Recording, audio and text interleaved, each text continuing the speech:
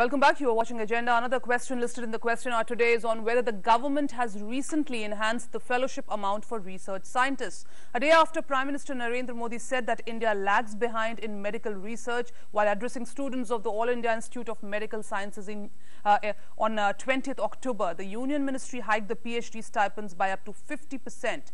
While this is a much-awaited move, research scholars also say that low stipend is only part of what ails research in India. The last hikes in research fellowship amounts were in 2010, when the average hike was 33%. Set against a background of rising inflation, the current hike may be a case of too little, too late. Coming back to you, Mr. Chaudhary, a case of too little, too late. You hiked the fellowship amount by 50%. The last hike happened in 2010. But there are many research scholars say stipend is not just the only problem. Bad infrastructure, lack of laboratories, lack of supervisors. In your opinion, what really ails research in India? In fact, apart from the hike, because there are two things for the research. Right. And just now, we are importing technology. And it is very costly affairs. In the European countries and America, this university is doing the research, not the industries and all this. So here also, it is one of the big steps taken by the government, and it was much awaited, and it is need of the hour. Now, apart from making the payment 50% hike to the research fellow, the government is also establishing the research laboratories and enhancing the budget for the research, and center of excellence are also being created. All type of requirement or infrastructure, not only payment to the research fellow, but it also infrastructure, whatever is required for development of the research in the country. So the minimum import of technology should be there. So we can have our own technology, we can have our own research. So the students normally they used to go abroad for research. Now they will not go, and they will be here. And even now the reverse trend will also be there.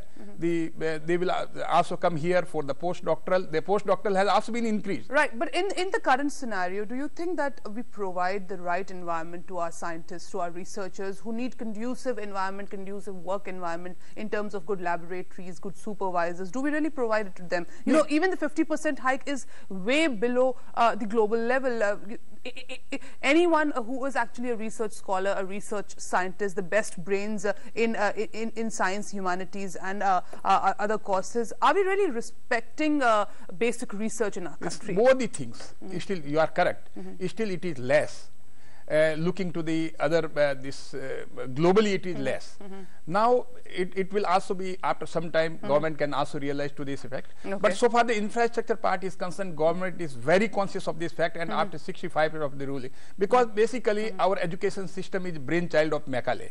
And we have not created this because their system was only to create the, generate the LDCs and the managerial power, manpower.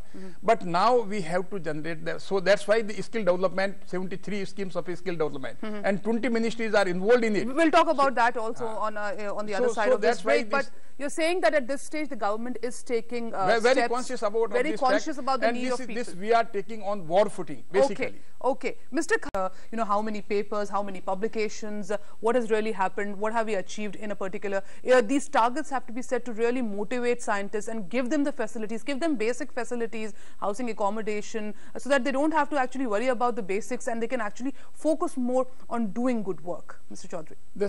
This you know that earlier they were getting 16,000. Now it has been hiked to 25,000. Earlier they were getting 18,000. Now for the senior it has been to 28,000. Now just you see this increase of 50%.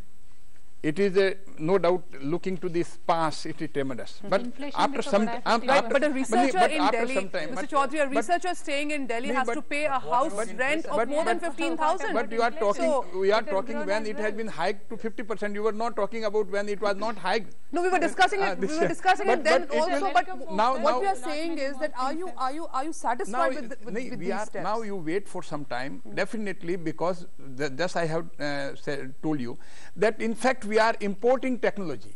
Now if the technology is generated in our country, then certainly after some time the government will realize it, and it will be definitely it will be hike and making to the standard of whatever they are in Europe and America, the research assistant are getting.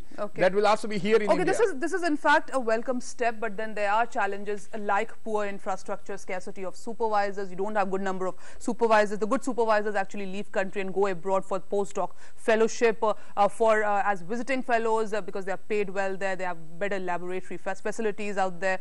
Also another challenge of lack of funds and outdated laboratories. So there are several important steps which the government needs to take, if at all it wants to motivate young researchers to do. The question today is on whether the government has set up skill development centers across the country.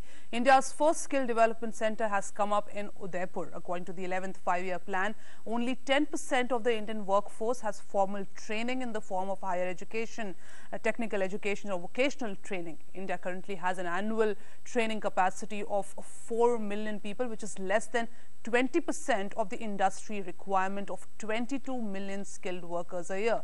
So this mushrooming skill deficit has deep-seated social and economic implications. Mr. Chaudhary, on one side you have a huge demographic dividend, and a dividend which can actually give you huge benefits by the year 2040. On the other side, the industry says that the young students who are coming out of colleges, we cannot employ them because they don't have good set of skills. What is the main aim of your government, and how do you think you can reboot the skill development policy? First of all, I would like to, because you have mentioned it, the India's first skill development center was inaugurated by our Chief Minister Vasundhara Raje in Udaipur in month of August, long back. That is India's first the skill development center. Now, so far as the skill development part is concerned, because I have stated earlier that because we have our education system, this brainchild of Lord Macaulay, and that never generated entrepreneurs and skill. That generated only this LDCs and all this, because that was their requirement at the point of time. And we never changed the education system. Now this government, BJP government, they are bent upon to reform the education system and create the skill development, not only the skill development, but along with the skill development, entrepreneurs. Now that's why our Prime Minister Narendra Modi has opened a new ministry, that is skill development and entrepreneurship. And these 73 schemes are various schemes of skill development are there, and all these schemes are dealing by the 21 government ministries, and this skill development and entrepreneurs ministry is coordinating all these. So I think by 2030, because we need at least 2022, we need at least 10 crores. We will develop 10 crores of the skilled people by 2022. And 2030, around 35 crores, we need the skilled people as per the research conducted by the independent agency. So by that time, I think we shall not be in position to cope with all these situations. There is a huge gap. There is a huge gap, because you will also need support from the private sector in actually skilling people, in terms of the fact that the window of opportunity called the demographic dividend is available only till 2040, and if you don't skill good number of people and make them potential labor force, this can be a demographic disaster.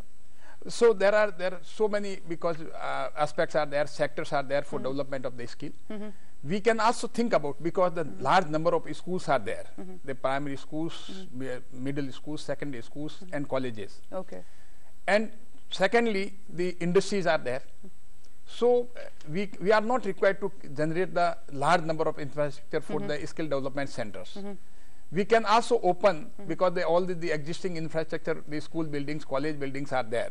We can also have the skill development centers in the existing infrastructure, number one. And number two, at the same time, we can ask the industries to employ this young generation for the skill development, and thereafter they can also be engaged by these. So first train them and then employ them. That should be the agenda, both of the government and of the industry. We can bring a suitable legislation for this, and the large houses and the big industries can do it, and it also beneficial for them, because incentivize them also, maybe these big educational institutions, or they are just getting blank degrees. It's now time for me to take a short break. In our final segment on the other side, we'll discuss an issue which will be discussed in Lok Sabha today. There will be further discussion on under Rule 193 on dilution of MG and REGS.